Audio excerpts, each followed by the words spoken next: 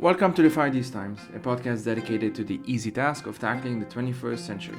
It is a project born out of my conviction that doing so requires an interdisciplinary and intersectional approach to understanding our complex world.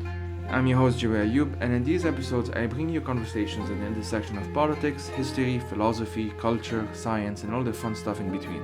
The following episode was first published for monthly Patreon supporters. To become a monthly Patreon supporter, please head out to patreon.com/firethesetimes or check the website for other methods. You can become a supporter for as little as $1 a month. And if you cannot donate, you can still support this project by sharing with your friends and family and leaving a review on Apple Podcasts, Spotify, or wherever you get your podcasts. The music of this podcast is by Tareq. Here's the episode.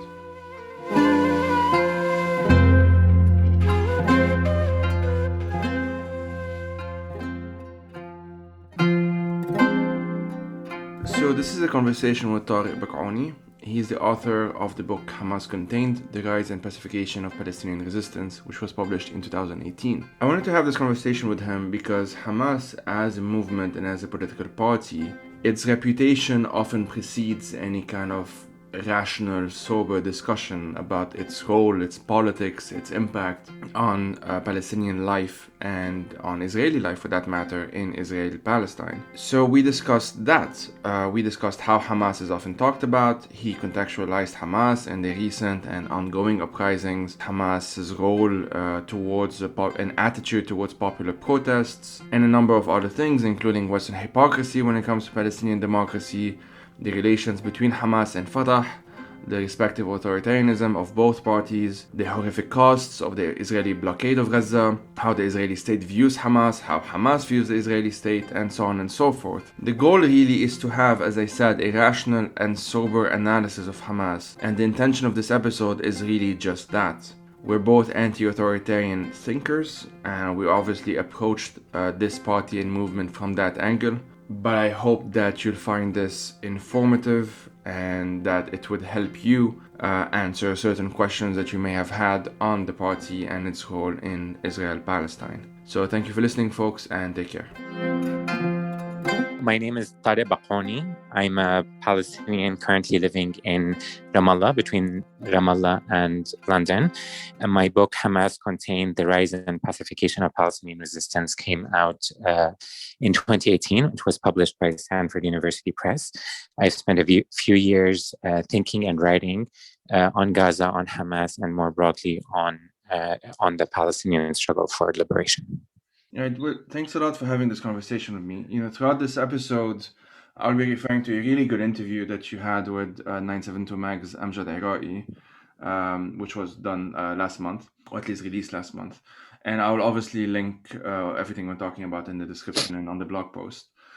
So the goal of this episode really is to have a self-contained episode about Hamas, right? So meaning that people listening to this episode don't have to know much in order to follow our conversation.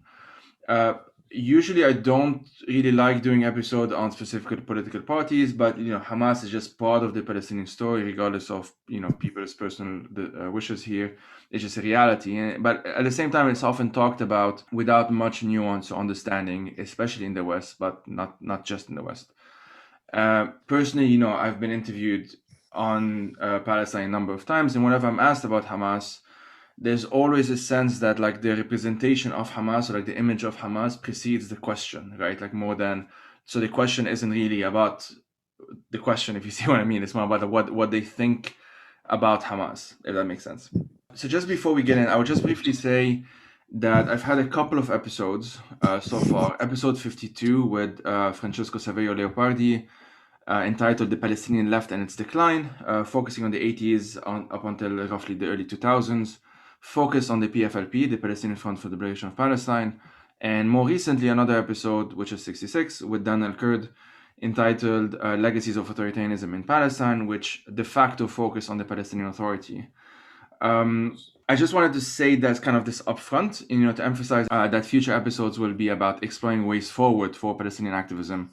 But the reality of the matter now is that both Hamas and the PA, especially recently when it comes to the PA, are involved in repressing protesters and activists. So I would argue, that understanding these two parties is key to challenging them and moving beyond them. Okay, all that said and done, I'll shut up now. The interview that you've had with 972 Mag was titled "Hamas breaks out of its Gaza cage," right? And Yes. I think it would be good to just start from that, really, like from the most recent events. I don't really like calling them events, but here we are. Before broadening the conversation to contextualize and understand the movement and the party. So, my first question to you is like, what was Hamas's role in what's been happening in the past few months? Why did it make those decisions, in your view, and how would you interpret those decisions in terms of whether they were different from previous policies and so on? So thank you, Joey, for having me on this. I mean, I think the first thing I want to say is just to go to something that you said when you were introducing this episode and saying that you wanted something that's self-contained on Hamas, and your impulse is not necessarily to differentiate specific political parties and focus on them. And I just want to recognize this tension when it comes to the study of Hamas, because it's one that I grapple with all the time. Hamas is often portrayed as a movement that exists outside of the question of Palestine, that it's somehow an exceptional case outside of Palestine, and that if we were able to wish Hamas away or address Hamas in a different way, if only Hamas was brought to heel in a certain way, then the question of Palestine will be resolved. And I think this is something that needs to be challenged head on. Hamas is part and parcel of the Palestinian struggle for liberation, and one cannot be differentiated from the other. The Palestinian struggle for liberation is a movement that is heterogeneous and diverse in every way. And Hamas is just one facet of that struggle, and trying to exceptionalize it by placing it in a self-contained, let's say, podcast like this, or to try to present it as something that's external to the Palestinian struggle is very problematic. At the same time, I appreciate the effort to try to understand Hamas on its own terms, because it is a complex movement, and because there is a lot of effort to try to separate it and exceptionalize it. So there is a lot of value in this kind of podcast and in this kind of engagement with Hamas, as long as we contextualize it within this broader Palestinian struggle for liberation. And I think that the events of the past 2 months, I also don't like calling them events. So let's call them what they need to be called: the Palestinian uprising against continued settler colonialism in East Jerusalem, which ended up triggering a much broader Palestinian movement. Some people are calling it the Unity Intifada, is actually a very good example to showcase how Hamas is part and parcel of the broader Palestinian movement. The decision by Hamas's leadership in May to fire rockets at Israel in order to protect Palestinians who were being and continue to be forcibly expelled from Sheikh Jarrah signaled a transformative decision for the movement, in the sense that it was willing to use significant power and to dip into its military arsenal in order to both come to the rescue and to protect Palestinians in Jerusalem who are suffering the brunt of Israeli occupation, but also to change the balance of power on the ground. And what I mean by that is to say that for the past few years, certainly since Hamas has been contained in the Gaza Strip by the blockade that is imposed by Israel and co-administered by Egypt, Hamas has mostly limited the use of its firepower and its military arsenal to try to lift the siege of Gaza.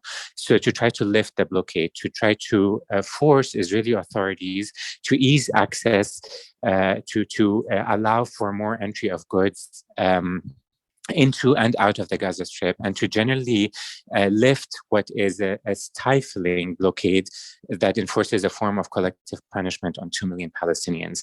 What we saw in May was a decision by Hamas to shift this equation, to say actually that that it is a party that is willing to use its military power not only to negotiate restrictions and the nature of the blockade, blockade, but actually to mobilize in defense of Palestinians writ large, in this case being Jerusalem. And we can talk about the implications of what that means.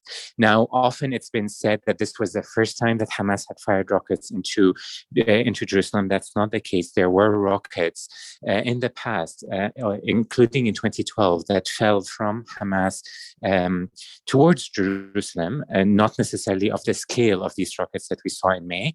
But the difference in this moment in time is that it was a strategic decision taken by the movement to position itself as a protector of the Palestinian people writ large. And I think that's a very important moment, which is why, as you referenced, the interview was titled "Hamas Breaks Out of Its Cage in Gaza." Right. Well, so a lot there, and thanks a lot. I mean, even for starting this, I was very worried that there's going to be the risk of just essentializing a party that is so heavily mediatized, right? Like there's just the image of Hamas, as I said, like precedes any kind of conversation about Hamas, any kind of like rational conversation about them, which is why I really appreciate what you said. And one of the how do you say this? One of the shortcomings of an audio podcast is that you don't see me nodding along all the time. So that's one thing. There you go. That's good to know. No, I definitely do agree. It is like it's kind of an open question for me. So I really appreciate what you were saying. More, even as we're talking now, like I struggle to talk about a specific party for the simple reason that, or a movement, or both, for the simple reason that there are always these wider structures and wider factors. It's just a broader story, right? And indeed, even the two other episodes that I did weren't supposed to be really about either the PFLP in the first case or the PA in the second case. It just so happened that we ended up just focusing on that. So maybe that's kind of what we'll do here. A lot of okay, so let me see how to ask this properly, or coherently. As you said, like it seems to have Hamas seems to have made the calculation recently that nothing other than inflicting some kind of cost on the Israeli state would garner some kind of attention, with the ultimate goal, or at least part of the ultimate goal, to lift the siege of Gaza. For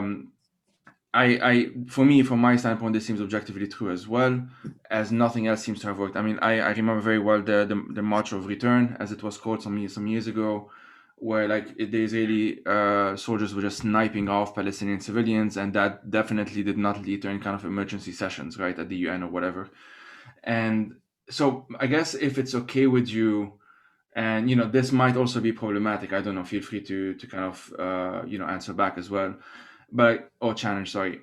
Can you give us some overview of the quote-unquote peaceful tactics used by Palestinians in recent whenever we want to start, to resist Israel, with a focus on Gaza? Because I know the West Bank, it's this entire thing as well. But even as I say this, I feel like separating Gaza and the West Bank is also very problematic. So just feel free to answer however you want. Just to give us some kind of idea of why there was this recent development, if that makes sense. Sure. I mean, I think it's best to maybe start by talking about Hamas specifically, but then, as always, I want to bring it back to the broader Palestinian story. Absolutely, yeah. Hamas has been talking about different forms of struggle, whether it's armed resistance or popular resistance or economic resistance, since its creation. The movement has explored and experimented with different forms of resistance to the Israeli occupation, predominantly and most controversially, obviously, the use of suicide bombing in the 90s and early 2000s. Right. Now, the movement has not been committed exclusively to armed resistance, and internally within the movement, there are a lot of divisions around which tactics to be used.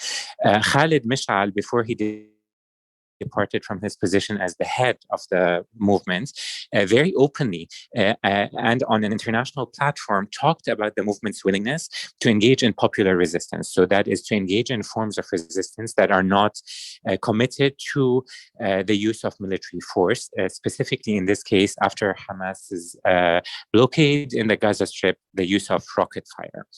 Now, none of the overtures that Hamas's leadership put out in terms of engaging with popular resistance have softened the international approach towards Hamas and allowed for the opening of diplomatic channels with the movement. They were always seen as either tricks by the movement or not necessarily policies that the movement would be able to push through.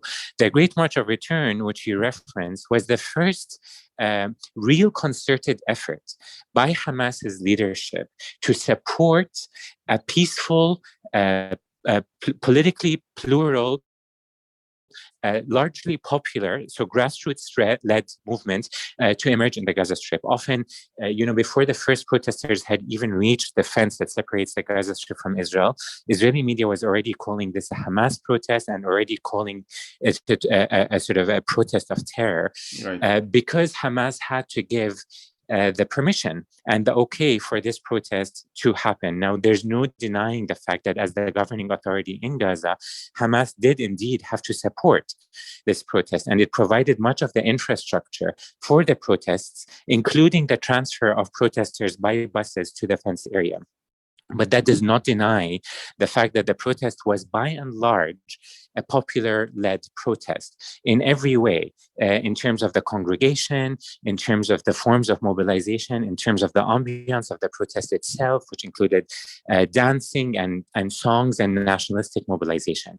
Now, the Israeli response to the protest from day one was to use live fire against peaceful protesters, as you said, in ways that sniped off not only civilians, but medics and journalists and other targets that are protected under international laws. Of course, civilians are, but in the form of Israeli attacks against these largely peaceful protests were so egregious that we have now multiple examples of journalists and healthcare professionals and medics being sniped off. Now, the protest, to contextualize this to your listeners, is one of the longest, most sustained forms of popular mobilization in Palestinian history. And the result of those protests was almost silence on the international stage.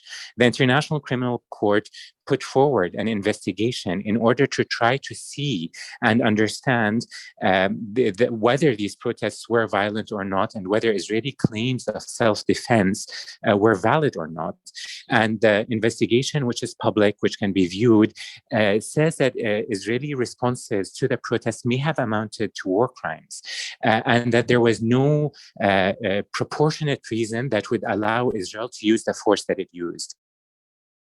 Now, that was a very key moment, not just for Hamas's leadership, but also for Palestinians, who often Palestinians who are talking about a rights-based struggle or about shifting to popular mobilization in a single state, often using the example of Black Lives Matter or the anti-apartheid struggle in South Africa, thinking that if there is significant popular mobilization on the ground, there would be enough popular pressure on Israel in order to limit its use of force against Palestinians and allow for changes in Israeli policies and Israeli violence against Palestinians. But the Great March of Return absolutely shows that not to be the case. There was comfort in the international stage with Israeli use of force against civilian protesters. The only shift that began to happen was when Hamas entered the fray.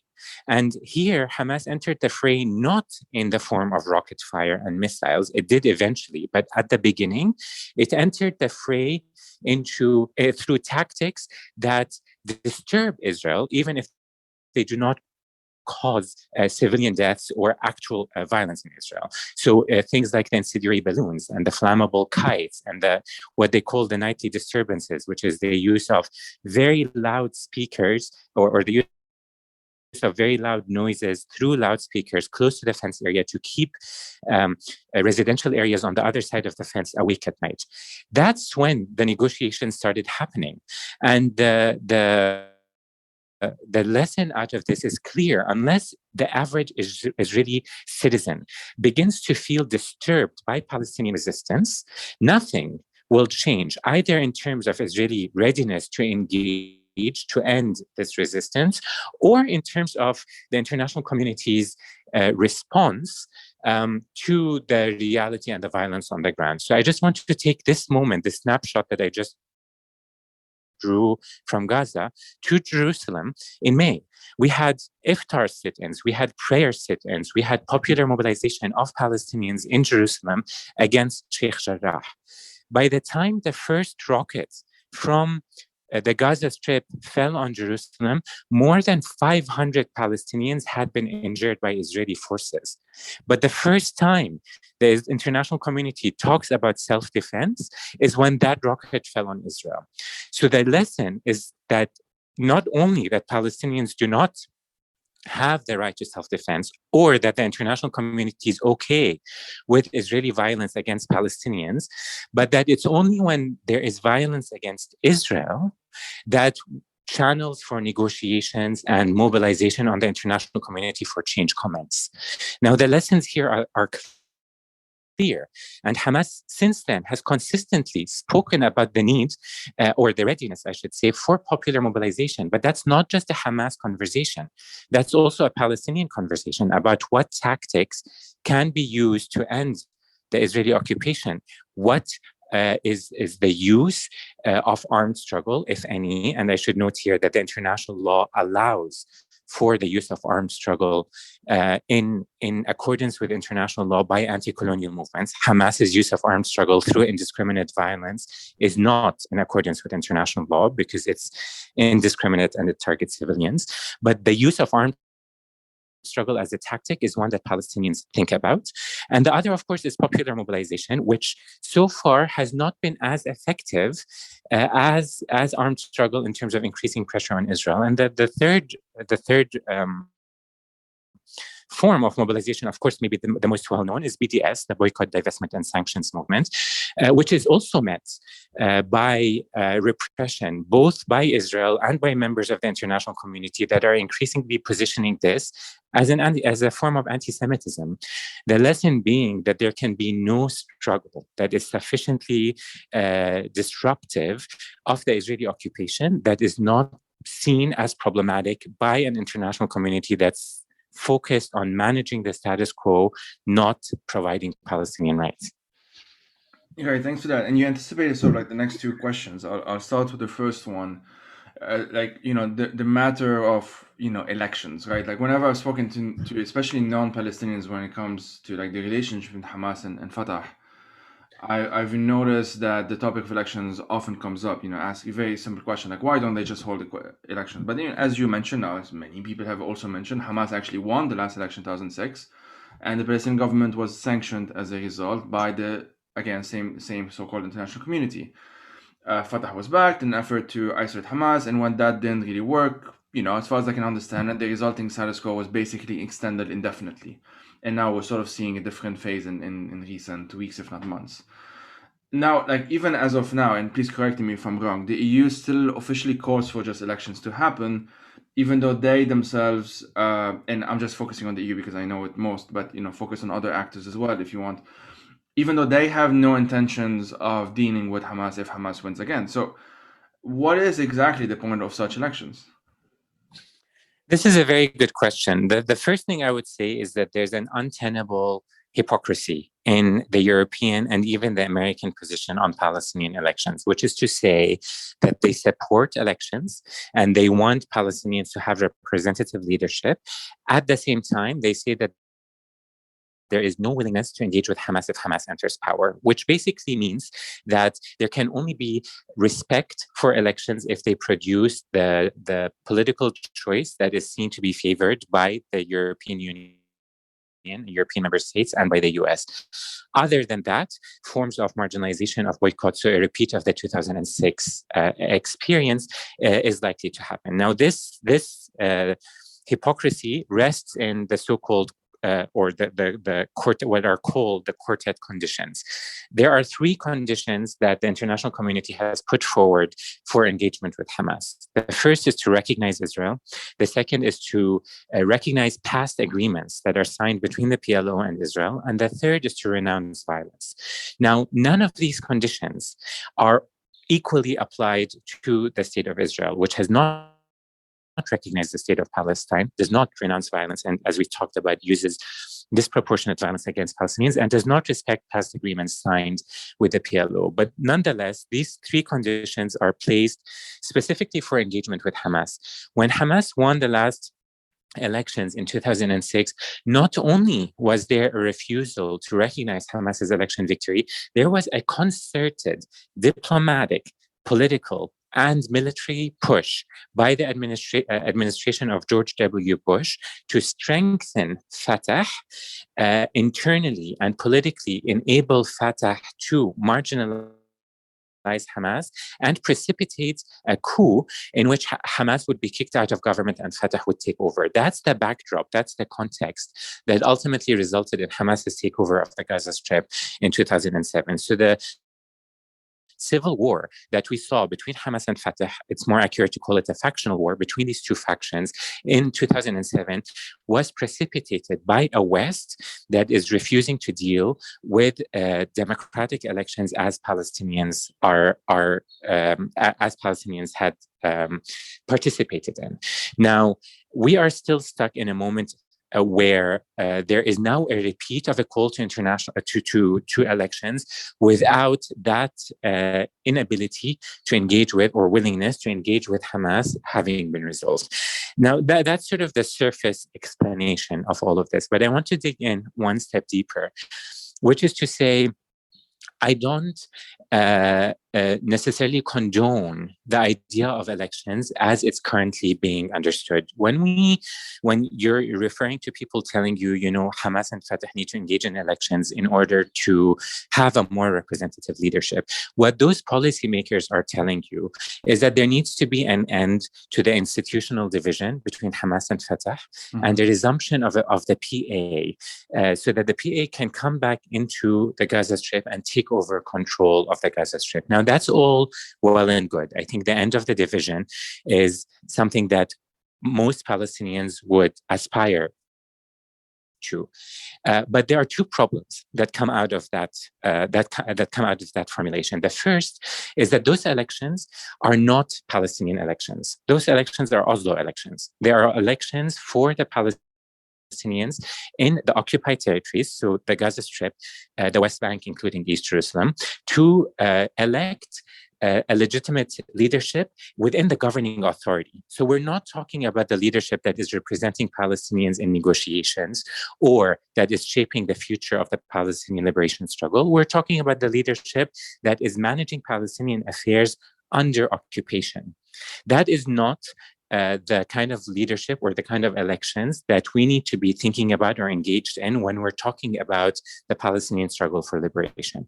Those elections are the elections that have to happen on the level of the PLO, and those are the elections that Hamas is aspiring to get into, even in this latest round, the elections that were just postponed in May, just before the uprising in Jerusalem.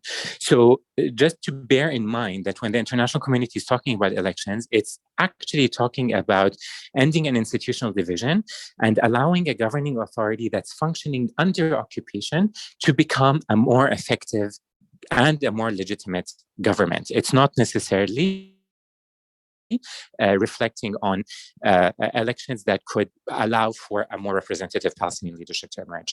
The second thing that I would say is that there's a fundamental misunderstanding about the blockade of the Gaza Strip and its separation from the West Bank. There's this idea that if there can be a united Palestinian authority and Hamas can be somehow engaged in democratic elections, whether it wins or not, that the blockade is going to be lifted. And that's entirely untrue. The blockade was put in place before Hamas was even established as a party in different ways and in different forms. We've had a blockade on the Gaza Strip since the occupation began in 1967. Israel's separation of the Gaza Strip has nothing to do with Hamas. It has everything to do with the fact that there are 2 million Palestinians in Gaza, the majority of whom are refugees seeking the right of return to homes now in Israel. And the demographic balance means that the Gaza Strip, for various reasons, which we can talk about, needs to be separated geographically and also institutionally. So this idea that elections are somehow going to herald a form of unity is one that's fantastical. It's not rooted in any kind of historical understanding of what the Gaza Strip is and why successive Israeli governments are bent on separating it.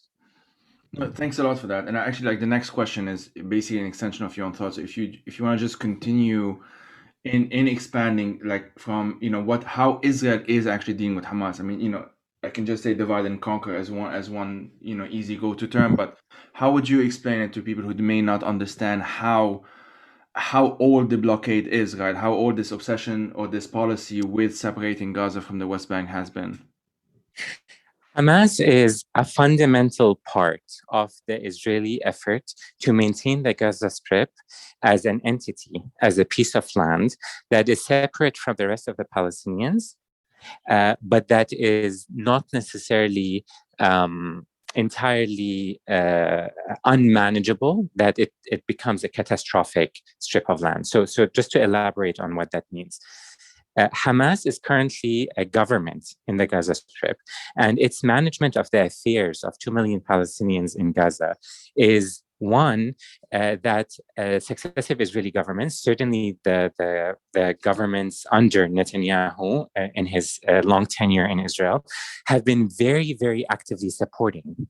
Hamas provides Israel with a fig leaf that for the West and for the international community, it allows Israel to portray the Gaza Strip as a strip of land or a haven, a terrorist haven that is run by a terrorist organization, and therefore to justify the blockade to an international community that is willing to accept the collective punishment of 2 million Palestinians in favor of fighting terrorism. So it provides that kind of external or Western-facing rhetoric, while internally for Israel, it allows the governments or the state of Israel to outsource the management of the Gaza Strip, what is essentially a large, very congested, very populated refugee camp, to a governing authority, in this case Hamas, and to external actors, including Qatar, which and the European Union and other actors, which provide and fund all the humanitarian relief in the Gaza Strip. So essentially, Hamas allows Israel to sustain a reality of blockade and a reality of separation that might otherwise be condemned more vocally if Hamas wasn't there. And this use of Hamas for Israel is one that's been evident over the course of the past 14 years of the blockade. We see Israel doing two things towards Hamas. First, making sure that the movement does not develop into the kind of military power that Hezbollah is, for example, by trying to maintain restrictions on the movement's, obviously, access to funds and military power, but also by deterrence. So by every few years, the Israeli government does what is called mowing the lawn, which is to go in and destroy key Hamas infrastructure and in the past assassinate Hamas personnel and leaders in order to make sure to limit the movement's ability to gain power. And so that's sort of the first thing that it does. But in doing so, completely avoiding destroying Hamas, because for Israel, there needs to be a functioning government in the Gaza Strip that, as I said, is governing and taking care of the administrative concerns of the Strip. And the second thing is that it's doing is actually similar to what it's doing with Hezbollah, or what it had done with Hezbollah in Lebanon, which is to reach an equilibrium, to reach a sort of an acceptable equation or balance of forces between Israel and Hamas, where there is almost agreement on the relationship between the two entities. For Israel, that agreement is calm for calm, which means there will be no Israeli attacks against the Gaza Strip as long as there's no rocket fire from Hamas. And for Hamas, the equation is always calm for lifting the blockade, that there will be no rocket fire from Gaza onto Israel if Israel loosens the access and entry into the Gaza Strip.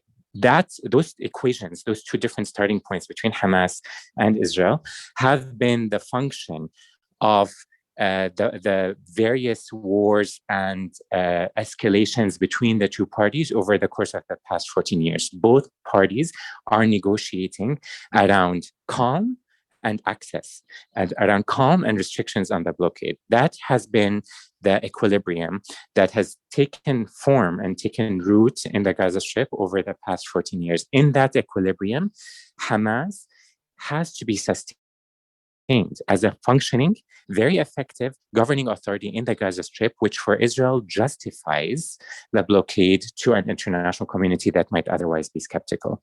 Now, the reason that this becomes, and again, just to reaffirm here, that the reason that this blockade is needed for Israel is for demographic reasons predominantly. And we can talk about historically what that blockade and the separation of Gaza looked like pre-Hamas. But the idea that this emerged as a result of Hamas's takeover of the Gaza Strip is historically inaccurate. But the reason May became such a turning point, as we said at the beginning, is because that equation, that equilibrium that has taken root between Hamas and Israel, Hamas fundamentally altered by saying, actually, the movement's use of force is not going to be limited to that negotiation. It's actually much more expansive than that. It's now focused on a negotiation that brings in a broader Palestinian narrative. Thanks a lot for that as well. I wonder if that's okay, like two different points. It's also kind of continuation of your thought. You mentioned a lot, like, the several restrictions of the blockade itself and how Hamas has always tried to, alleviate some of that. So, I forgot what the numbers are, but, a certain number of kilometers where fishermen are allowed to travel to fish, and then, it's extended a tiny bit and then restricted and so on, like that kind of negotiation. And the other, so if you can just, before I ask the second question, can you kind of just in more details for those who don't know what we're talking about, what does the blockade actually restrict, in case people don't know, although I would assume most people do, and what gets negotiated, if you see what I mean? So Israel controls Gaza's airspace, its maritime space, and its entry and exit points. People often refer to them as borders. They're not borders because there's no border between Israel and Gaza. This is a fence that separates 2 million Palestinians who are still under Israeli control from the rest of what is known as Israel-Palestine, and places them in their own coastal enclave. Now, that's the structure and the architecture of the blockade. So in that kind of geographic separation, Israel controls everything, including the population registry and the documentation of newborns, let's say, in the Gaza Strip. But in terms of access, it controls two things. It controls the entry and exit of all goods and people from the Gaza Strip. So the number of trucks that come in, what kind of material those trucks come in and out, so import and export, what kind of material those trucks are carrying, and it restricts the permits that individuals, whether they're tourists or individuals seeking healthcare or workers in Israel, how many individuals are allowed into the Gaza Strip and out of the Gaza Strip. But then it controls also geographic access. So we have the buffer zone, which is the area around this fence, which is an area that's important for agriculture in the Gaza Strip, which is controlled by Israeli forces, often snipers, that try to limit access to areas around the periphery of the Gaza Strip on the inside of the fence, as well as what you mentioned, which is the area that Palestinian fishermen are able to go fishing off of the coastal enclave, which varies all the way from 3 nautical miles to 12 nautical miles.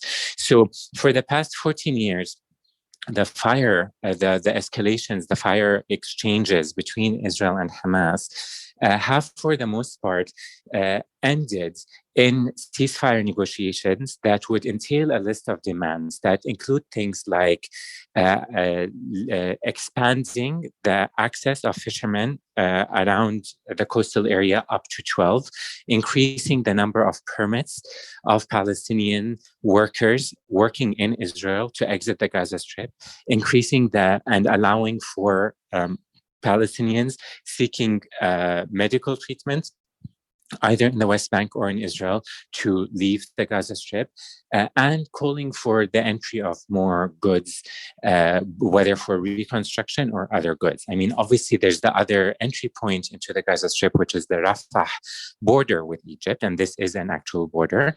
And there's a lot of there is often significant variations in terms of the movement of goods and people there.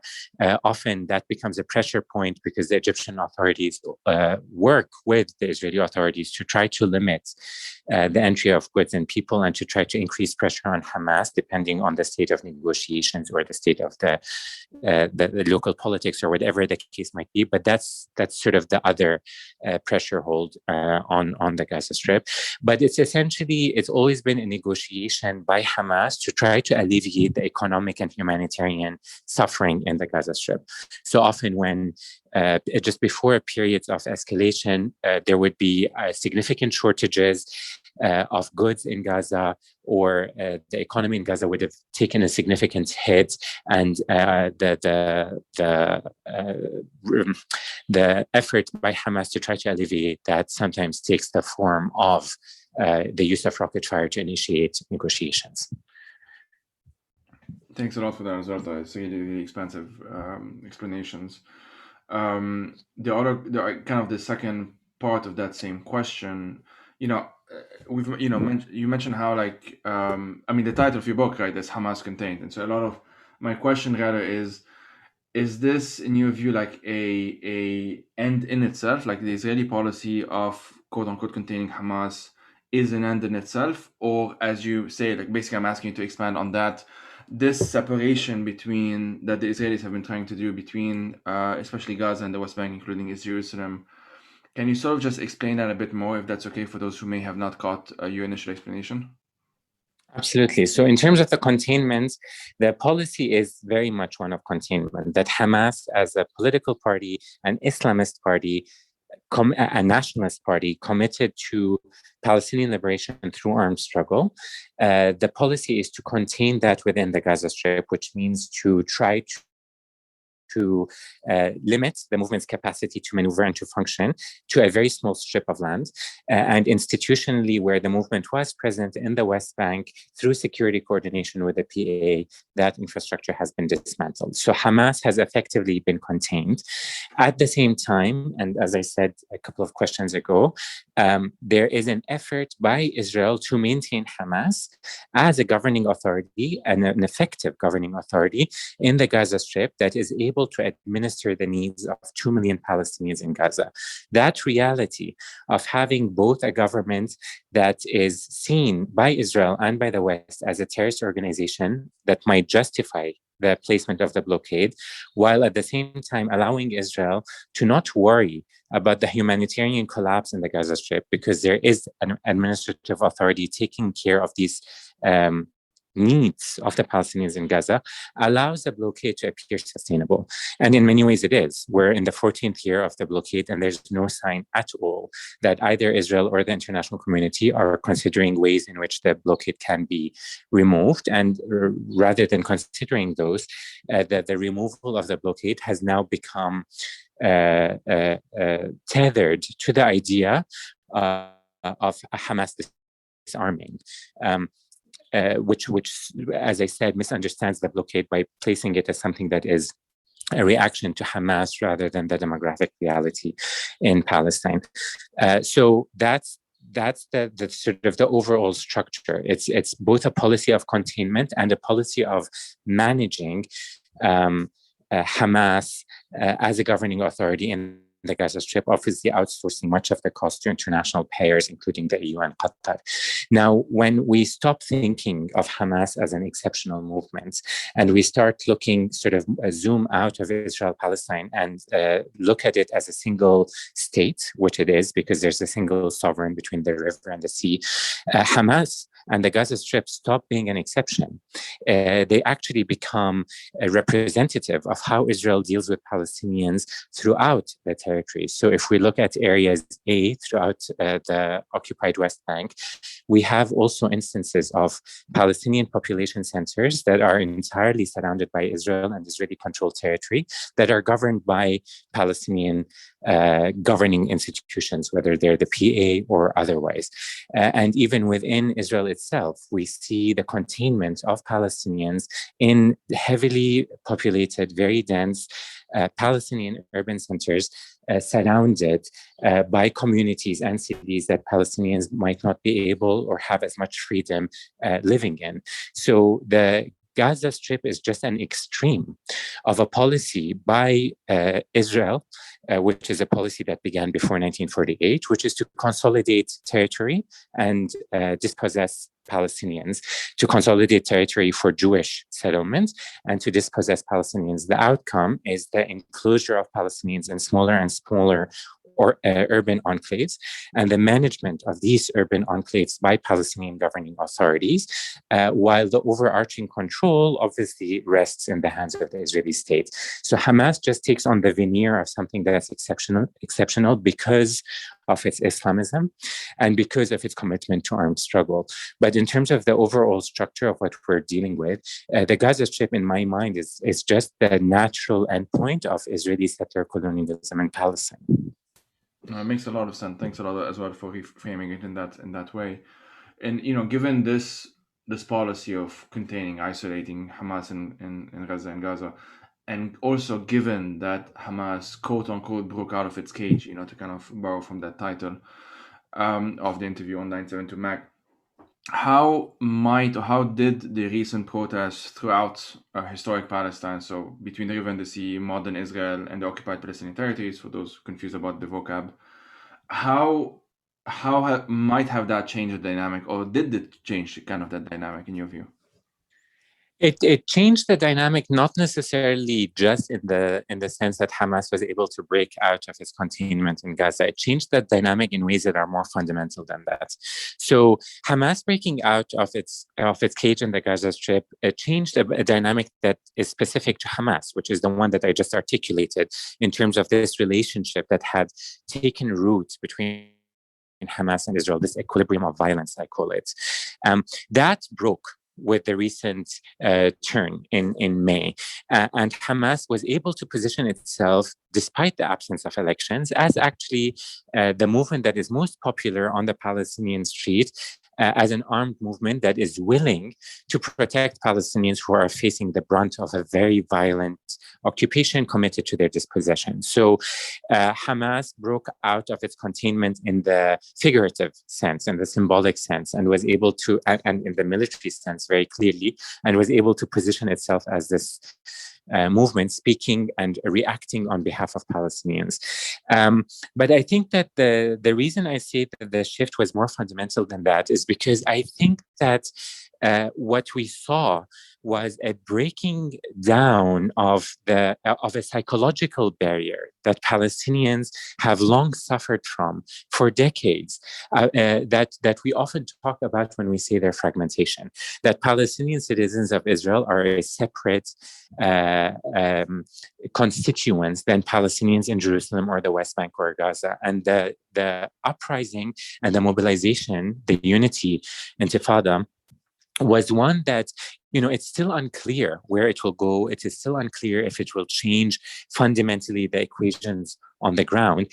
But it nonetheless had a transformative impact in the sense that psychologically, it reaffirmed Palestinian peoplehood as a single people.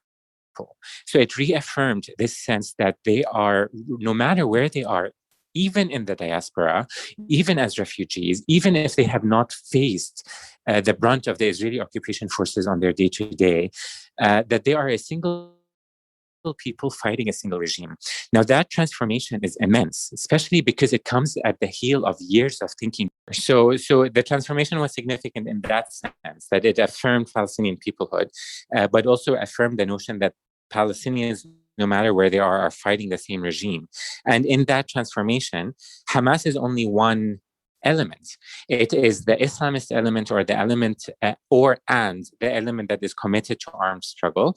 But that is only one element in what is emerging as a diverse, heterogeneous Palestinian movement, which of course it always has been.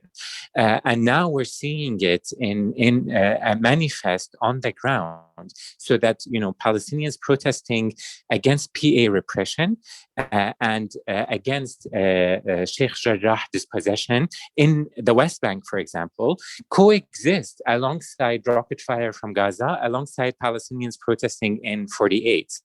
And so Hamas then, in that vision of unity, in that sort of singularity of the Palestinian movement that is a diverse movement, Hamas stops being exceptional.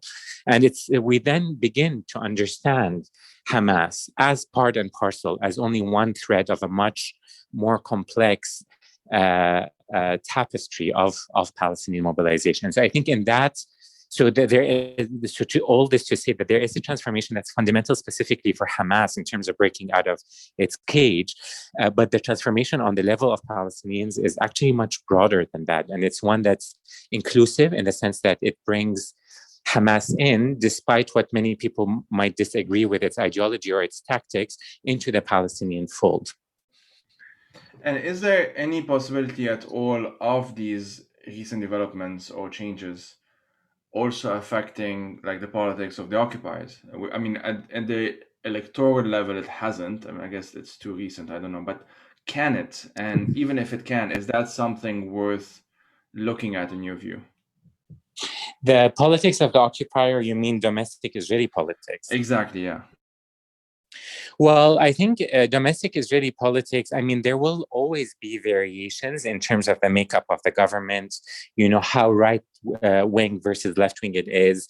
This latest government, commentators are very interested in it because it includes an Islamist, it includes Meretz, the left-wing party, and it includes far-right parties. Of course, there will always be variations within, and the Israeli electorate might choose quote-unquote more moderate governments as tensions continue within the Israeli domestic sphere around what to do with the Palestinians. But fundamentally and structurally, no Israeli government is going to significantly challenge the current reality in Israel-Palestine until the occupation and until Palestinian mobilization makes the occupation untenable. So until there's a fundamental shift in the balance of forces on the ground, which for that to happen, there needs to be a shift on the international stage in terms of allowing Israel to continue to operate with impunity. But until the balance of power fundamentally changes and forces a reckoning by the Israeli government, I personally think that it's a waste of time to think about the makings of the Israeli government. I mean, I don't want to overstate that, because there are always openings that, of course, can be leveraged in order to shift public opinion within Israel. But the point that I'm trying to make is that fundamentally, the Israeli state now is a state that is committed to maintaining a system of apartheid. Constitutionally, it is a state that is committed to Jewish preferential citizenship over Palestinians, which some have citizenship, most are military subjects or refugees. So this regime, the Israeli government and its electoral politics are fundamentally a part of this regime of domination.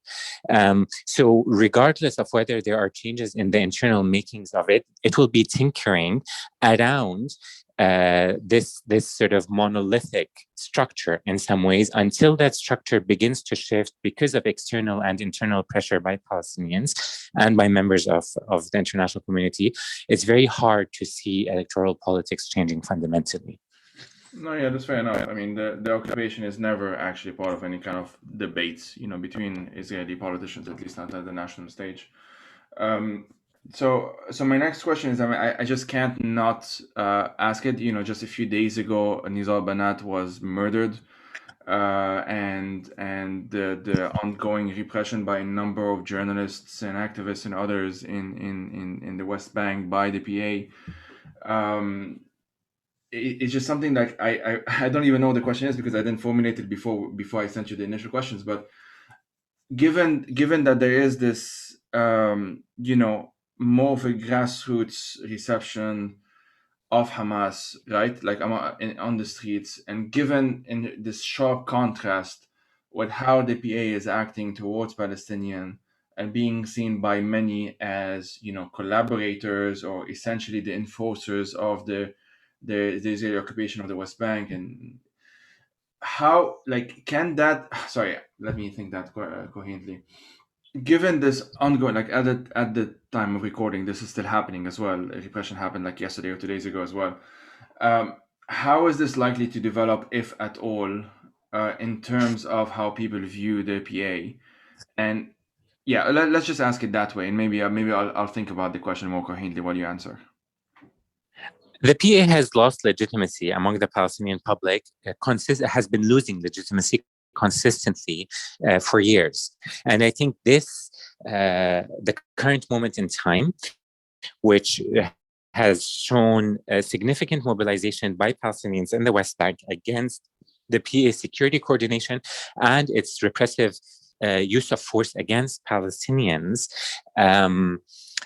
culminating in the murder of Nizar Banat, is something that is just the apex, the climax in some ways of increasing resentment and increasing frustration against the PA and what the PA is, which is a fundamental part of the Israeli occupation. There is, just as we were talking about Hamas being a governing authority that Israel depends on to administer state of affairs in Gaza, the PA is a crucial cog in the Israeli occupation. It is how Right. the Palestinian affairs in the West Bank are managed. And security coordination is fundamental to the sustainability of the occupation, unlike Hamas, which remains ideologically committed to armed resistance and to fighting for liberation. The PA has acquiesced to its role as a subcontractor to the occupation. And security coordination is reviled by Palestinians. So what we see at the moment is really the manifestation of that repulsion and the very clear, undeniable reality that the PA is now, like Israel, committed to managing the status quo rather than moving the Palestinian cause further. Now, it's not actually the PA's job to move the Palestinian cause further. That's the PLO's job. But under Mahmoud Abbas, the PLO has been subsumed into the PA, and the PA itself has become more authoritarian, more draconian in its policies, and an entity that is, even though putting forward the performances of statehood, is really an entity that is quite content at playing this performance or remaining committed to this notion of statehood without actually seeking liberation. Now, the question of is this a turning point? Is the PA likely to disintegrate or collapse or deal with this repression? It remains unclear. I think the PA is quite sustainable for various reasons, including the fact that it employs hundreds of thousands of Palestinians. And the PA is obviously an entity that Israel and the international community are very committed to upkeeping because, as we said, there is rather than an interest to allowing for Palestinians to capture their rights, there is a willingness to sustain the status quo. So there's a lot of capacity for the PA to survive this current mobilization against it. At the same time, I really do not see any prospect for the PA to revitalize its image among Palestinians. I think its image has been, getting tarnished for years, but this moment is quite drastic. The one other thing I would say here is that this represents also a moment of catastrophe for Fatah. Itself has been, as a movement, has been divided increasingly between the people who support the PA, so Fatah, the Fatah that has been in some ways part and parcel of the PA, and the Fatah that is more committed to the revolutionary roots of the movement. Those divisions are likely to get more and more exacerbated as there's more resentment by Fatah leaders for being implicated in what the PA has become. We're more likely to see tensions within Fatah itself. Yeah, it makes sense as well. So I wanted to, the final question is just going to be about like this idea that you and others have had about the, resuscitating the PLO. But before asking that, we mentioned the authoritarianism of the PA, and of course I'll reference the conversation I had with Daniel Kurd because we got into that even more than we have the time to do so here. But what about, has there been discussions within the Hamas leadership, within even Hamas, rank and file members, about Hamas's authoritarianism within the Gaza Strip? So I'm not talking about its attitude towards the Israeli state or anything like that. I'm talking like, how journalists are able to do their jobs. Yes, that kind of domestic quote unquote policies, and I'm using this in quotations. Yeah, absolutely. Yeah. Absolutely. I mean, I think like the PA, Hamas is also an authoritarian governing authority. They are incapable of allowing for political plurality to emerge in the Gaza Strip. For example, by allowing Fatah to mobilize in the Gaza Strip is quite difficult. It's not impossible, and we've seen instances of Fatah mobilizing, but it's quite difficult. There are restrictions on freedom of speech. There are human rights abuses in terms of detaining Palestinians who protest Hamas rule. There are examples of extrajudicial killings within Hamas's prisons. So the movement should in no way be let off the hook in terms of its authoritarianism as a governing authority in the Gaza Strip. And those have all been documented by human rights organizations, local, including Al Mizan and others, and international, including Amnesty and HRW. So both the West Bank and the Gaza Strip now are administered and governed by Palestinian authorities under an Israeli occupation that themselves have become quite authoritarian and quite brutal.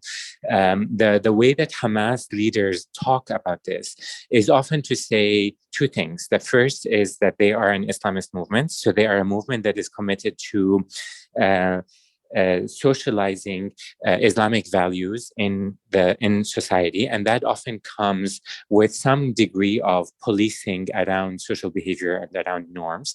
And so they justify their behavior ideologically by saying that this is how one can nurture a virtuous Islamic society. And the second is obviously by blaming the occupation, that often there needs to be a fist, an iron fist, from the top down to manage the kind of resistance that's coming out of the Gaza Strip. And by resistance, I'm using that in the expansive sense, not just military resistance, but also economic and social resistance, to allow for Palestinian sumud and to nurture this idea of sort of Gaza becoming the forefront of the resistance against the occupation. And by doing that, obviously deflecting from their own authoritarianism and shifting the gaze back onto the occupation. And there have been protests within Gaza against Hamas's rule, which have been met with force as well. Yeah, thanks a lot for that as well. So the next question was going to be about the whole resuscitating PLO, but is there something about our broader conversation about Hamas and the context in which we're discussing it that you wanted to kind of expand upon more, or I could have asked a bit differently? I just want to say that when we're thinking about Hamas, it's really important for people to sort of separate the movement from the government. And Right. the two exist, right? Hamas is a movement that is existing in the Palestinian territories, but also in Turkey, in Qatar, in Egypt. That's not to say that it's a transnational movement. It is in the sense that its leadership is everywhere and its membership is everywhere, but it's not transnational in the sense that wherever it is as a movement, it is committed to the idea of liberation in Palestine itself. And in that sense, it's a very nationalist movement. But that movement coexists alongside the government, which is the bureaucracy that exists in the Gaza Strip and that administers Gaza. So when we're thinking of Hamas, it's important to hold both of these in our minds, because obviously we're in talking about authoritarianism now, we're talking about the government in the Gaza Strip. That's not necessarily us talking about the movement, and the ideology is shared, and while the movement sets the strategy, the government implements it. So that's not to let the movement off the hook, but just to understand that there are different power plays and dynamics in terms of the movement itself. But the reason why I'm bringing this idea of the movement is because while we're talking about democracy and elections, I think it's important to note that Hamas is a very democratic movement, that unlike other movements, certainly unlike Fatah, has seen a significant change in terms of its leadership, it's in terms of the power shifts within the movement between different constituencies. The Shura Council is very active in terms of setting the movement's strategy. And so in that sense, the movement is actually quite a democratic movement.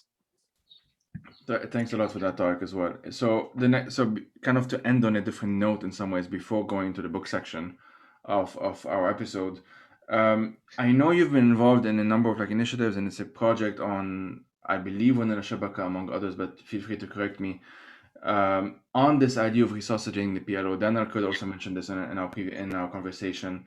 So what does that look like for you, and how can you explain it or how would you explain it? I think the thing to note is actually to separate this question of Palestinian representation from the PLO. I think the thing to note is that Palestinians need a representative body and a representative leadership that speaks to the Palestinian people. As we just talked about, there's a sense of peoplehood that's now re-emerging. It's always been there, but that's now at the surface.